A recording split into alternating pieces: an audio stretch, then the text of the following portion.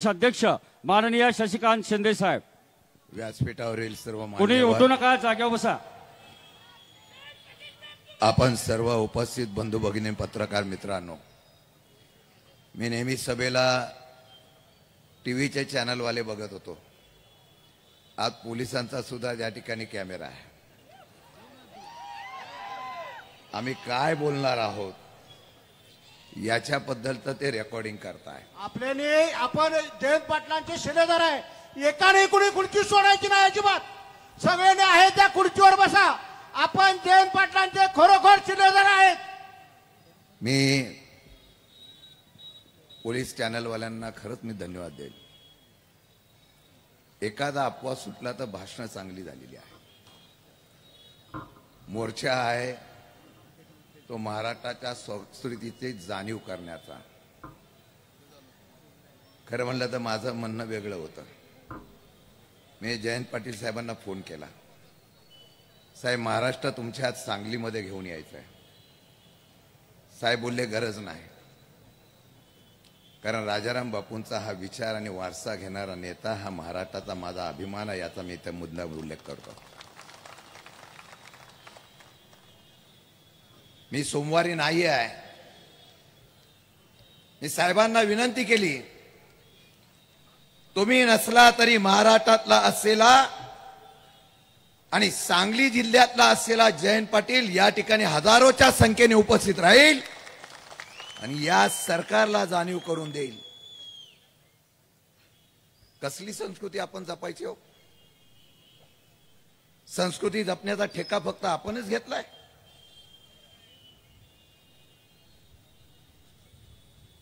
मी आज या मुख्यमंत्र्यांना सांगू इच्छितो,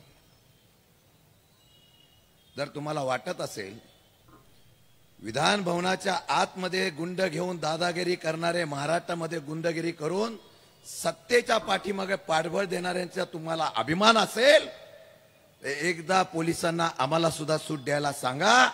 जशा तसे उत्तर देण्याची ताकद राष्ट्रवादीचा प्रत्येक कार्यकर्ता करेल. हेच आव्हान करण्यासाठी सांगलीला आम्ही आलेलो आहोत. आम्ही पण काय कमी नाही हो. फक्त नेत्याचे संस्कार आहेत आणि विचाराची संस्कृती आहे. या महाराष्ट्राच्या आणि देशाची संस्कृती तुम्ही बिघडवली. जयंत पाटील हे टार्गेट आहे. राजाराम बापू पाटलांपासून, वसंतदादा पाटलांपासून, पतंगराव कदमापासून, आर पाटलांपासून अनेक दिग्गज नेत्यांनी या ठिकाणी या सांगलीची संस्कृती महाराष्ट्राला दिशा दाखवणारे ठरवले होते. अनेक नेते फोडले गेले. एक नेता असा होता की तो आजही फुटला नाही. तो शरद पवारांच्या पाठीमागे उभा राहिला. त्याचं नाव होता ते जयंत पाटील होता. आणि ही ताकद जोपर्यंत आहे तोपर्यंत जयंत पाटलांची ही सांगली जिल्ह्यातला राष्ट्रवादी आणि महाविकास आघाडी भक्कम आहे. हिच्या विरोधकांना असल्यामुळे, मुख्यमंत्र्यांना असल्यामुळे त्यांनी या ठिकाणी वेगवेगळ्या प्रकारचं षडयंत्र जयंत पाटलांच्या पाठीमागे उभं केलेलं आहे.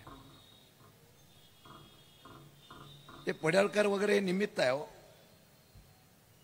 पूर्वीचं विशाल पाटील साहेब राजकारण हे संस्कृतीचं असायचं, विचाराच्या देवाणघेवाणीचं असायचं. दुर्दैव या महाराष्ट्रामध्ये जाती धर्माची तेढ निर्माण करायची आणि ही जाती धर्माची तेढ निर्माण करून अशा प्रकारचे वाचळवीर वेगवेगळ्या धर्माचे आणि जातीचे उभे करायचे. विशाल पाटील साहेब, तुम्ही म्हणाला की आमची वैचारिक लढाई आहे. मी अध्यक्ष झालेलो आहे. मी तुम्हाला ग्वाही देतो, महाराष्ट्रामधले आपली मतविभागणी होऊन द्यायची नाही आणि या लोकांचा बंदोबस्त करायचा. अशा प्रकारचा निर्णय भविष्यकाळामध्ये आपल्याला घ्यावा लागणार आहे. कारण आमच्या विभाजनाचा फायदा ही लोक घेत आहेत. आमच्या विभाजनाचा फायदा घेतात आणि आमचं विभाजन झालं नाही तर जाती धर्माचं नाव घेऊन या ठिकाणी विभाजन करायचं आणि सत्ता हस्तगत करायची. अशा प्रकारचा विचार ह्या लोकांनी आणलेला आहे. लढाई आमची हीच आहे. मला बघायचं आहे, सुरुवात तुम्ही केलेली आहे. दिलीपरावांनी सांगितलं की महाराष्ट्रातल्या कानाकोपऱ्यातून राष्ट्रवादी आणि महाविकास आघाडीची लोक आली. हाच संदेश द्यायचा आहे. मी हाच संदेश देण्यासाठी हा मोर्चा आयोजित करण्याचं नियोजन केलं. एकाही कार्यकर्ता, एकाही नेत्यावर यापुढे जर कोणी अशा प्रकारची भाषा करत असेल, अख्खा महाराष्ट्राचा राष्ट्रवादी त्याच्या पाठीमागे उभा आहे. हा संदेश आजच्या मोर्चाच्या माध्यमातून आम्हाला द्यायचा आहे. फार हलक्यात घेऊ नका हो. राजाराम बापू पाटलांच्या बद्दलचा उल्लेख या ठिकाणी केला गेला. त्या काळामध्ये जे काही राज्यकर्ते होते, त्या काळामध्ये ज्यांनी या राज्यकर्त्यांनी महाराष्ट्राला दिशा दाखवली, त्यातलं एक नाव होतं राजाराम बापू पाटील. जयंतराव पाटलांच्या आईबद्दल तुम्ही उल्लेख केला. तुमच्या हजारो पोस्टर लागले गेले. देवाभाऊ देवाभाऊ म्हणून आपण प्रसिद्धी केली, एका कार्यक्रम केला, त्याच्याबद्दलचा श्रेय घेण्याचा प्रयत्न केला. पण देवाभाऊ, एका तुमच्या नेत्यांनी केलेल्या या असलेल्या अपशब्दामुळे महाराष्ट्रामध्ये तुमची नाचक्की झाली. जेवढ्या तुम्ही प्रसिद्ध करायला गेला, आजच्या एका या असलेल्या वक्तृत्वामुळे अख्खा महाराष्ट्र तुमच्यावर शीतू करतोय. हा संदेश देण्यासाठी आमचा हा मोर्चा या ठिकाणी आणलेला आहे. आणि सुरुवात आहे. जिथे जिथे तुम्ही अशा प्रकारच्या पद्धतीने प्रयत्न करणार आहात, तिथे तिथे तुम्हाला अशा प्रकारचे वाचाळवीर तुम्ही उभे केलेले आहात. तिथे तिथे आम्ही तुमच्या विरुद्ध अशा प्रकारचा आवाज उठवण्याचं काम आम्ही करणार आहे. एक अवधूत वडार समाजाचा होता. तुम्ही समाजावर बोलता, मला वडार समाजाला या ठिकाणी आव्हान करायचं आहे. आपल्या समाजातला एक मुलगा शिकला, अधिकारी झाला,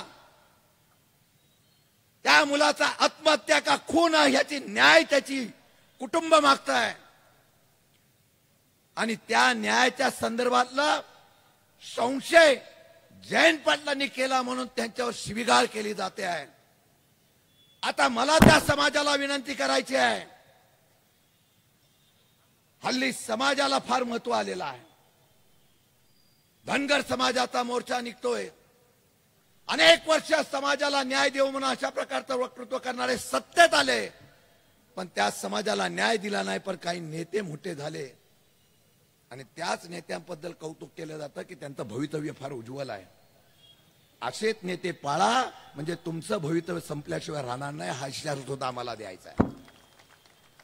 मी वडार समाजाला विनंती करणार आहे, असेल हिंमत तुमच्यामध्ये, या सांगलीकरातल्या लोकांनी आवाज उठवलेला आहे. जर तुमच्यात हिंमत असेल तर तुमच्या या भाऊबंधाबद्दल आवाज जर जयंत पाटलांनी या सभेमधून उठवला असेल, सामान्य कुटुंबाला न्याय मिळावा म्हणून उचलला असेल, तर आता तुमची या ठिकाणी मागणी असायला पाहिजे की आमच्या बांधवाला न्याय मिळाला पाहिजे. अशा प्रकारची भूमिका तुम्ही घ्या. आम्ही निश्चितपणाने तुमच्या बरोबर असतो, अशा प्रकारचं आश्वासन सुद्धा या ठिकाणी देऊ इच्छितो.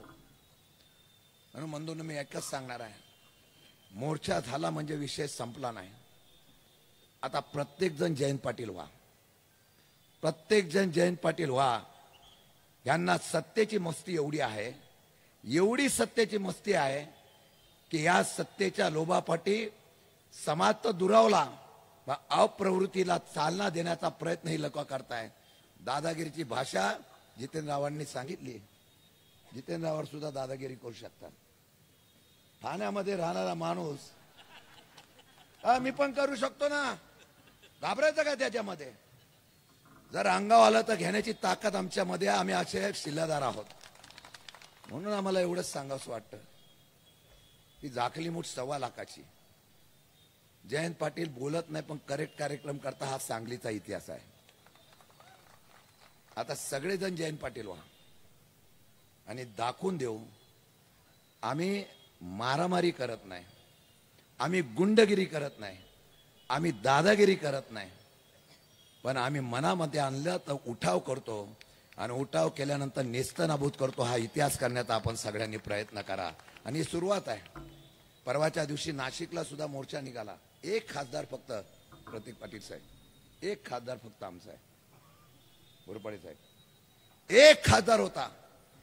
नाशिकला मोर्चा काढला तेव्हा विचारलं गेलं, अरे मोर्चा कसा निघेल? पण लोकांच्या आणि शेतकऱ्यांच्या मनामध्ये जी धगधग आहे ना, ती बाहेर पडली. आग या ठिकाणी सांगलीमध्ये बाहेर पडलेली आहे. दबाव झुगारला गेलेला आहे. प्रशासनाच्या यंत्रणेला घाबरलेली लोक आली नाही, ती इथं लोक उपस्थित राहिलेली आहेत. आम्हाला प्रशासनाची भीती नाही, आम्हाला कोणाची भीती नाही. आता एकच आहे, यांना सत्तेची मस्ती, यांना सत्तेतून बाहेर काढायचं. शेतकरी या ठिकाणी अडचणीत आहे, युवक अडचणीत आहे. ज्या राजाराम बापू पाटलांनी, ज्या वसंतदादांनी, ज्या यशवंतराव चव्हाणांनी आम्हाला संस्कृती शिकवली, ज्या शरद पवार साहेबांचं नेतृत्व आम्ही मानतो, त्या नेतृत्वाच्या माध्यमातून चालत असताना सुबलाम म्हातारा महाराष्ट्र करण्याचा आम्ही प्रयत्न केला. त्यात महाराष्ट्राला आम्हाला संपवण्याचा प्रयत्न होत असेल तर एक लढाई आज सुरू केलेली आहे. यापुढे सांगलीमध्ये ज्या ज्या वेळेला अन्याय होईल त्या वेळेला ही सगळी जनता रस्त्यावर उतरेल आणि त्याला न्याय देण्याचा प्रयत्न करेल. हाच इशारा आम्हाला आज मोर्चाच्या द्वारे द्यायचा आहे. आपण आल्याबद्दल मनापासून या ठिकाणी आभार व्यक्त करतो आणि मी सांगतो, जयंत पाटील एकटे नाही, अख्खा महाराष्ट्र आणि शरद पवार पक्ष त्यांच्या पाठीमागे आहे. जय हिंद, जय महाराष्ट्र. कार्यक्रमाचं आभार प्रदर्शन सांगली जिल्हा राष्ट्रवादी युवक काँग्रेस. सगळ्यांनी जागेवर बसा. मी घोषणा देईन. जयंत पाटील आगे बढो. सगळ्यांचे हात वरती पाहिजेत, सगळ्यांचे.